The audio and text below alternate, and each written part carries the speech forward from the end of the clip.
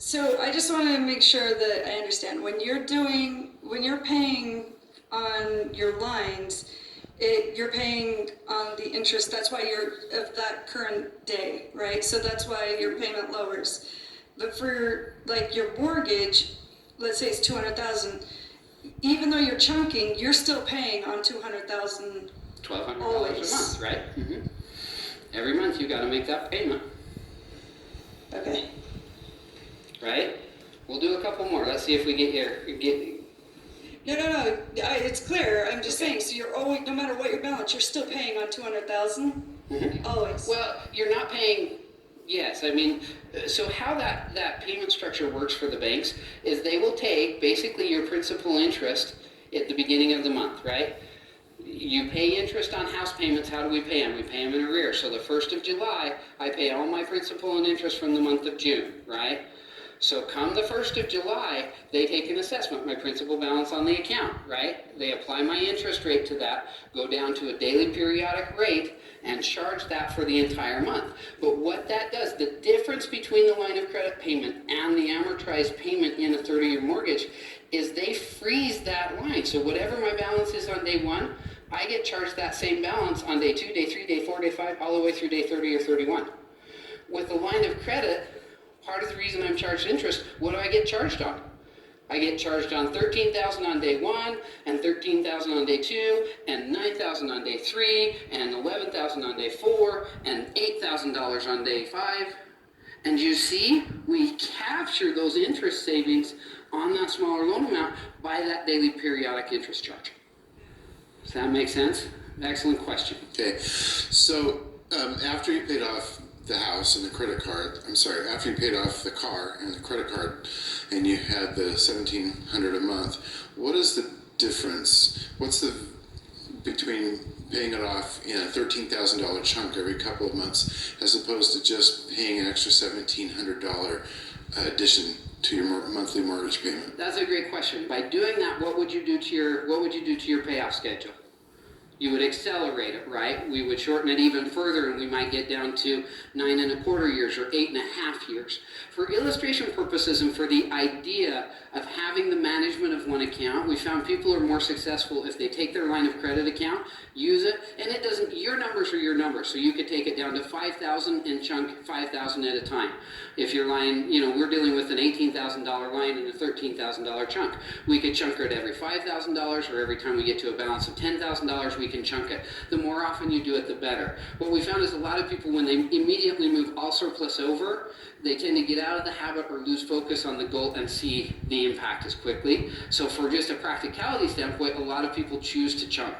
If you are into your finances enough and managing that aggressively, just make sure you don't forget to continue to make the payments on that line of credit or overextend that credit by automatically making that payment every month. Because what happens? So I'm in this system, I come up, I get in a car wreck, something happens, and I've got to do a huge payment. I got $10,000 on my deductible between my, between emergency room bills and the new down payment on a car I had to make, or all of those things. Or I had to buy a new car too, right? All of a sudden I got another $600 payment.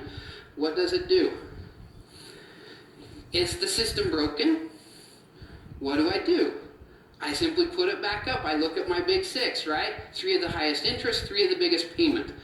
One of those new accounts, either my medical bill account or my new car payment, floats up to one of those. And then I start to chunk it next, right? Because it's the one that's causing the most paid, the most cash flow paid, or the most interest paid, right? At the end of that process, we get it paid off, maybe in 24 months, maybe in 36 months. So 11 years becomes 13 years instead of 30. How is that for financial security? Is that maybe a little bit better than hoping that when you go to the bank, they'll give you a line of credit against your house because you've got equity in there? You know you have access to the funds this way. In my experience, this is a much more secure way to have that buffer, that blanket, that emergency fund that we need. And I've also stacked that with my cash reserves, with my other reserves, with the other lines of credit. Like I mentioned earlier, I have over $500,000 in access on credit lines. Is it all tapped? Not at all, right? But I know that if I needed to, I could go get credit from different places, and I don't even have to ask because I've already attained it when times are good, when my credit score is up, when my income is verifiable, when I have the right tax returns. Do we as investors sometimes go through that cycle of not having good tax returns and wanting to apply for a loan? What do the banks think of us? They don't like it much, right?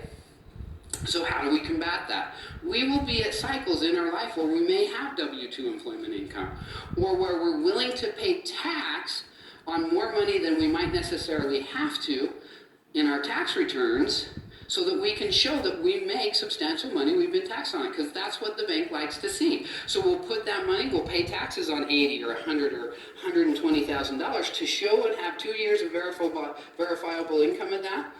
And then in the future, 2 years down the road, we've gotten our lines of credit, we've prepped our velocity banking strategy, we know what our roadmap is because we laid it out, right? And then we can start taking advantage of those again and maybe only pay taxes or have taxable income of $40 or $60 or $80,000. We as investors get to make that choice, which is pretty darn cool. Because when is the last time you went to a W-2 employee and said, hey, do you get to pick how much you're going to pay in taxes this year? No. The bank gets it or the government gets it before they even get their paycheck. This is control. This is the power when we are the ones in our finances. So say we're struggling a little bit. This is a second example, right? Say you're out there and, you know, whatever's happened, your credit score's not looking like it is, but you want to do velocity banking. You go to the bank and you can't get a line of credit. What are you going to do? Maybe you'll be like me and find out you already had a credit card that had some available balance on it. Or if you are absolutely tapped and we've gone through our budget and we cannot find the cash flow that we need, how do we go about getting started in this? We just need a place, a credit account that we can have access to that will have a balance or a deposit amount that is greater than our monthly income. And it can even be done bi-weekly. If you're disciplined, you can do it every 2 weeks. So we only need a couple of $1,000s of room, right? So maybe it's time. If we got to beg, we got to steal, we got to borrow. No stealing, just begging and borrowing, right? Is it time to talk to mom or dad? Is it time to sell off the old beater truck that's sitting in the garage? Do I have a motorcycle that I haven't, an engine or a motor block that I haven't run in 10 years? Do I have a storage storage unit, right? Do I have a storage unit full of junk that I haven't looked at in 2 or 3 years? Could I sell it off? Can I generate $2,000 or $3,000 of give room to put to an existing line of credit that I already have? If not, can I generate $500 or $1,000 in cash to go to the bank and get my secured line? You can do that. Everyone can do that. You give it down, you start that credit account, and you start going. Well, let's take an example and see what it looks like. Same scenario. 401ks, retirement accounts as well. Is it worth going into a retirement account that might be generating 4.5%, 5%, 6%, maybe even 8% interest if we're going to use that to catapult us to 20 years in mortgage interest savings? I think it's worth it. Can we repay back our 401k after we've gotten debt free? Absolutely. Not a bad idea, right? So let's take a look. We're in the same scenario. $5,000 of income, $1,200 house payment. We've got the same obligations, $16,000 in cards, 27 years of payments. We got our car. This is what I could go out. This is what I could get, right? We're just looking for cash flow. So in this case, we're using those existing credit cards that are already there, right? And we're just getting to where we have enough give to start getting that balance availability, right? Remember, the important thing is the in and out of that line of credit account. So what does that look like? Remember, we're moving from savings. We're going to shift that automatically. We freed up the $600 a month in payment because my whole check is going into my credit card account. It's $1,100 off the bat, right? So let's look at how long it takes us. We're raising that balance. We're getting rid of the whole thing. We're starting to chunk at it, right? We're paying at 21% right now. It's about as high as you can get. Why would you increase your balance on 21% cards? Because it can buy you literal years at the end of the mortgage, right? Cash flow is the same. $5,000 pays against the credit card. Is the credit card company happy? Yeah, I've made 6, 8, 10 times my minimum payment that month, right? Am I taking everything I out for living expenses out of that same account on that card? Absolutely. Gas, groceries, the whole 9 yards. If I need to, and some of you who are creative and financially aware know how you can set up PayPal accounts, right? So that PayPal accounts could be used to service your mortgages you're getting quick. There's all kinds of ways that we can leverage additional systems in the business and banking system to get additional benefits, right? Are you tracking air points or miles for travel, right? Are you getting 1% return? Then are you taking that 1% return on your Discover card and applying it to principal reductions in other places, right? Those are the questions you get to ask. And we could go down those roads forever, and we just don't have enough time today. So I put the seed in your mind about how you can leverage other tools, but that's on us. We got to figure those out for ourselves, right? But they're all out there. Again, isn't it cool when you start running $4,000 or $5,000 a month through that American Express account with the Delta Sky Miles? All of a sudden, how many airline tickets did we earn this year for not doing anything different? I just bought 2 tickets to San Diego or to Florida, right? At the end of the year, that's 60,000 miles that went through there. That 60,000 miles is nice, 2 airplane tickets. And I didn't do a thing different. Make sure you're leveraging and taking advantage of all of those. So, we know it's the same flow, right? So what does it look like on our table? Same deal. First month, we're dropping down from $16,000 to $11,000 balance. Paycheck goes in, expenses come out. 1 month, we've dropped $1,100. We stick with the system. Each month, we're decreasing by $1,100. Okay, we pay off that $16,000 in just over 14 and a half months, right? Everybody follow that math? $16,000, $1,100 reduction monthly, okay? So then what do? We start to look at this, and we see that in the power of the ability to move through that velocity banking on the credit card, it's the acceleration factor. That's what we call it. So we also look at it as what's it costing me? We can't forget to calculate the interest on that credit card, right? So in this case, we're $16,000 times 21% interest for 14 and a half months, right? So what are we doing? Monthly interest rate, the principal that we moved over, months and years. Now, we could get super technical and recalculate this on a monthly basis, right? Because in month 2, what does my principal balance drop down to? $14,900, right? So that formula would change, but we're using round numbers just to illustrate, right? So you can actually get a little bit better savings when you do this. Okay, so we go 14 and a half months. Okay, here's what we're looking at. $4,060 in interest versus if I had left that money on the credit cards that I already had at $16,000 at 21% interest at a minimum payment of 3.5%, it would have taken me 244 months. I would have made $31,000 in total payments and paid over $15,000 in interest. So by just moving the accounts on my credit card accounts, I saved, what did I save? Who can do the math really quick? $11,682 in 14 months. Did we have a HELOC to do it? Did we have to have real property? Can you apply velocity banking if you feel broke, destitute, and burned out and done with life? Yes! You can do it. There is something in this program for everyone, everywhere.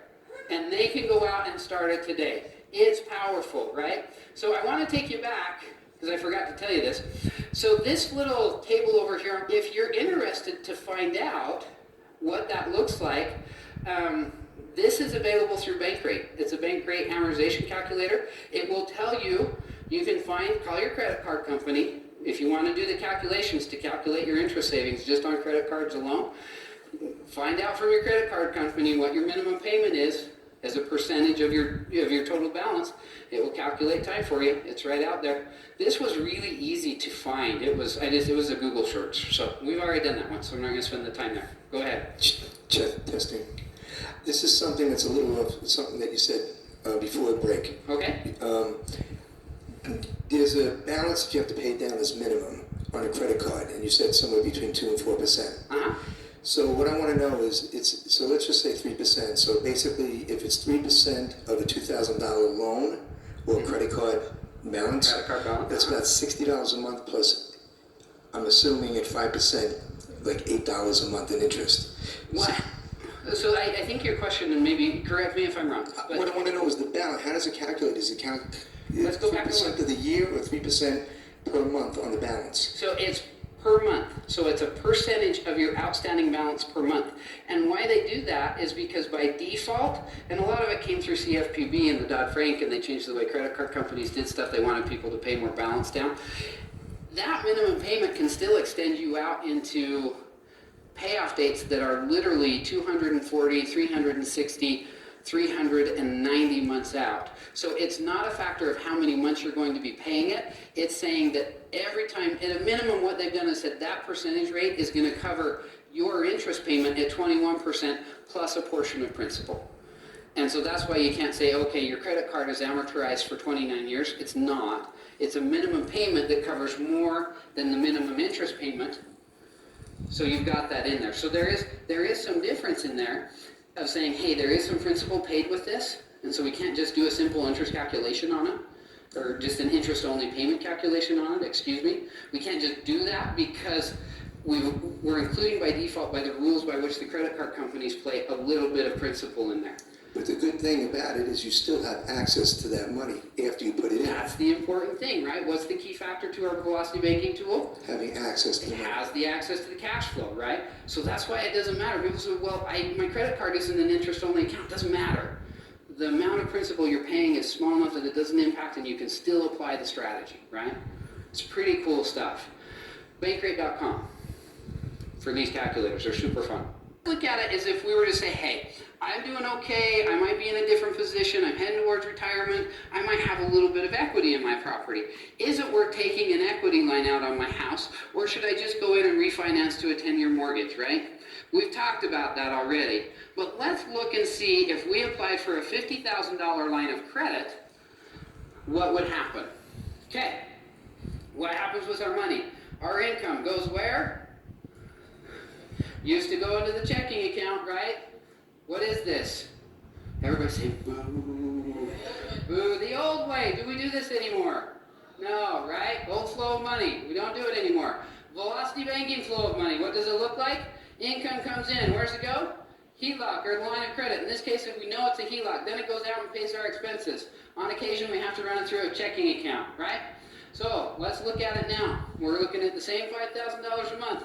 Poor Joey hasn't had a raise in like 15 years. This guy only makes $5,000, and that's it, okay? So, what do we have? We're starting back out. We've got a zero cash flow, but I did my budget today, and I know I'm going to go find some money, okay?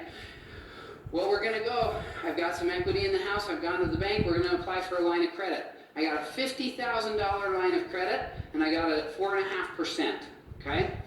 So now I'm going to go create cash flow. What are we going to take out? What are we moving? We're moving the car, right? We're going to pay off that car because it frees up how much money in cash flow each month? $600, okay? Now what are we going to go to? We're going to go credit cards, right? So we're moving that credit card. $16,000 goes over. So now I've effectively borrowed $29,000 against my line of credit, but I freed up another $600, okay? Now we're going to go savings. Get rid of that too. So what have I freed up in cash flow? $1,700. Now what do? So I've used $29,000. I have $21,000 left on my credit. What else am I going to do? Let's chunk some, because I've got cash reserves. I'm okay with my reserve program. I know I'm good with that, right? So I'm going to chunk some over. $20,000 principal reduction payment, right? Let's look and see what this does to our rate of return. So we put $13,000 on the line, we put $16,000 on the line, we put $20,000 on the line. We've now effectively converted all of those different interest rates to a flat 4.5%, right? Charged on a daily periodic rate on a line of credit account with an what kind of payment? Interest-only payment, right? That's what we're looking for. I gave you the qualifying questions before we decided which line of credit account we were going to use. So we know that we're there, okay? So this takes me to a $49,000 balance. Well, now what do I get to pay Each month, as my $5,000 moves into my HELOC, then out to my checking or out to pay expenses, what do I get to do? Well, now I've got this $1,700 in positive cash flow every month. So I'm moving effectively from $49,000 down to in the $1,748, right? But we've moved down, we've taken the whole balance credit for the $5,000. That's my paycheck. Okay, I'm coming up. There are my expenses. But look what I reduce over time, $1,700 a month. So cool, okay? So, what's my payoff time? I take my $49,000, I divide it by my $1,700 cash flow reduction every month, right? So, I've done two things. I freed up $1,700 in cash flow, but what did I do when I took my $200,000 mortgage and did a $20,000 principal reduction payment? I brought my balance down, right? So we've done both, okay? So now, as we start to move through these, we only need 23 and a half months before, well, let me restate that. We have 23 and a half months of savings by the simple first payment of the $20,000, right? So now we've paid that off, we go through that cycle and we start to chunk, but now we're chunking $40,000, right? Well, look at my payment savings. It runs through so quickly. My interest, how much I save in interest, the reduction in what I'm going to pay over the life of the loan, it's almost startling, right? So we come in here, we see these $40,000 chunks come down. We've paid 29 months on our HELOC, so we've got to calculate that interest because I'm the nerd, right, and wants to know exactly what my difference in savings is. So I've created, after the first cycle, where I've gone through, paid it down to zero, and made my first $40,000 payment down, $126,000 in interest savings. $126,000 in interest savings! Okay, right? But that $126,000 in interest savings cost me what? $5,329. Right? We'll take it all day long. Gives me a net savings of $121,516. Okay? So now let's continue this $40,000 chunking until we get rid of it all. Okay? So every 23 and a half months we're paying it off. We've got 92 months till we are debt free. We divide that by 12. That's 7.7 years. What does that look like in a velocity curve? Wow. 92 months. Isn't that awesome? Right? Look at the interest savings. Over the life of the loan, I'm looking at $182,000 in interest savings. That is powerful stuff. Can you do it? Did you need to go out and refinance your whole house with a HELOC? No, you did this with a HELOC second, right? Home equity line of credit in second position. You can do it, especially once you've freed up debt and gotten to a place where you have good positive cash flow and management is going well, right?